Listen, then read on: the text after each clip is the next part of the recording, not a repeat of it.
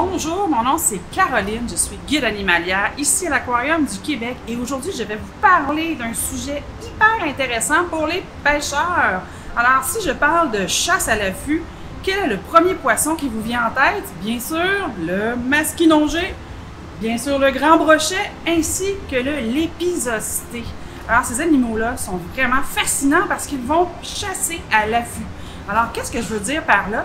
C'est qu'eux, ils vont justement se cacher, ils vont observer, leurs yeux vont même bouger et éventuellement, quand ils vont trouver une proie, bang, ils vont aller directement sur cette proie. Donc, qu'est-ce qu'il y a de spécial par rapport au brochet? C'est que ce poisson-là, c'est vraiment un poisson qu'on peut pêcher au printemps, qui va être quand même assez facile d'approche, qui est très très bon à manger. On va le chasser dans les herbiers, on va le chasser proche en fait des roches où est-ce qu'il peut se cacher ou encore des falaises. C'est un poisson aussi qu'on va retrouver partout dans le circumpolaire, dans les régions circumpolaires du globe.